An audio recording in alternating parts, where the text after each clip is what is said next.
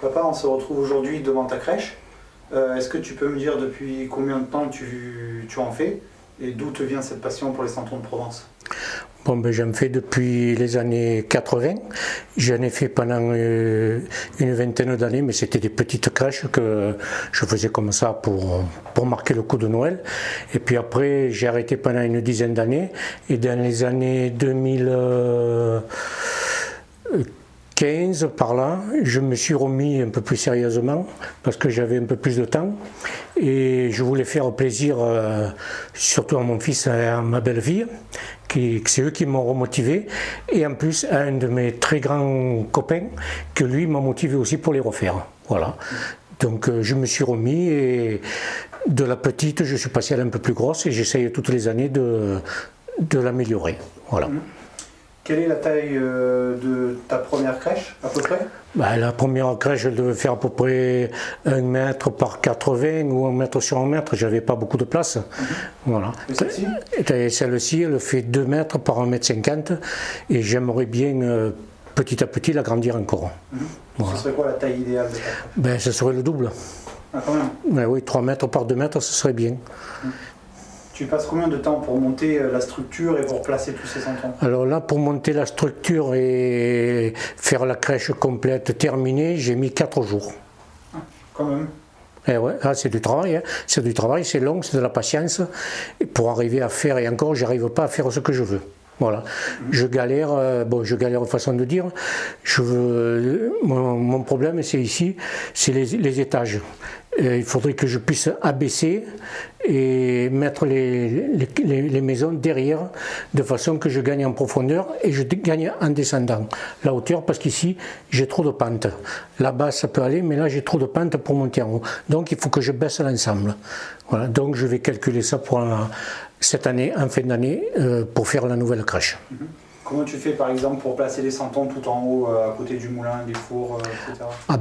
D'abord je commence par le bas, je fais tout le bas, puis je monte et je les dispose à peu près, j'essaye de me faire un peu les thèmes, le moulin avec le meunier, tout ça.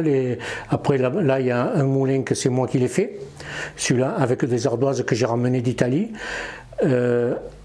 Le four à pain, c'est un four à pain que j'ai fait moi-même, avec des ardoises toujours pareilles, que j'ai ramené d'Italie, parce que là-bas où on a la maison, il y a un ancien four à pain qui date des années 1900, et j'ai essayé de reproduire un modèle, ainsi que celui qui est en haut. C'est aussi le four à pain au modèle qui est là-bas. C'est un très grand four, hein. Il fait à l'intérieur, il fait 3 mètres sur 3 mètres. Voilà. Et après, le reste, c'est tout. J'ai acheté un peu à droite et à gauche, on m'a fait des cadeaux. Et voilà, j'essaye toutes les années de l'améliorer. Voilà. Pour placer les santons tout en haut, il te faut une perche? Oui, pour placer les santons, c'est vrai que quand c'est loin, donc j'ai une pince exprès, tac, je prends et je dispose mes santons comme je veux. D'accord. Tu parlais des modifications que tu voudrais faire. En soi, au niveau des santons, au niveau des scènes, au niveau des petites maisons, quelque chose comme ça, qu'est-ce que tu voudrais modifier? Déjà, je voudrais, en essayant de rapprocher, je voudrais essayer de faire quand même un petit port de pêche, parce que j'ai des pêcheurs, mais il me manque, j'ai 2 petits bateaux, là, il y en a un là et un là-bas, mais j'aimerais bien avoir des petites barques, là, les pointus, comme on appelait ça dans le temps, et pour pouvoir encore améliorer ma crèche. Et après, j'aimerais aussi, il me manque la farandole aussi. Mais je ne sais pas encore habiller la montée là, la voûte, en ardoise, comme j'ai fait le four. Voilà. Pourquoi tu utilises des graviers plutôt que de la mousse? C'est une question qui nous est quand même revenue une fois ou deux. Voilà, j'ai 3 sortes de graviers, donc j'en ai du gris là-haut, j'en ai du beige et j'en ai du rosé. Moi je préfère mettre le gravier que la mousse, que le liège, tout ça. Pour changer un peu, parce que j'ai vu qu'il y a beaucoup de crèches qui sont faites comme ça, c'est vrai, c'est la tradition, mais moi je ne suis pas comme les autres, je veux faire un peu autrement. Mais je voudrais rajouter un peu plus de verdure, il me manque de la verdure, ça on me l'a signalé, et l'année prochaine j'essayerai de faire pour le mieux. Où est-ce voilà. que tu voudrais mettre un peu de verdure? Ben, une fois que ce sera tout disposé autrement, ben, rajouter, ben là j'ai un peu des arbres, rajouter encore, peut-être un petit peu de mousse, comme il y a ici, là, voilà. Voilà, au fur et à mesure, j'essaye d'améliorer.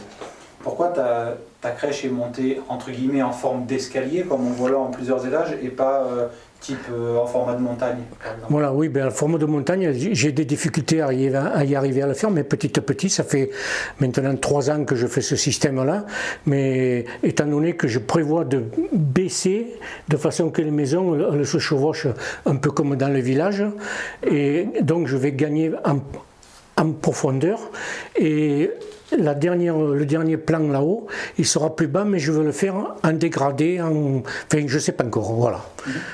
Disons que là-haut, je voudrais faire carrément la transhumance sur le côté d'en haut. D'accord. On voit à côté, à droite du maréchal Ferrand, le Cagadou. Il est légèrement surélevé du sol. Comment ça se fait?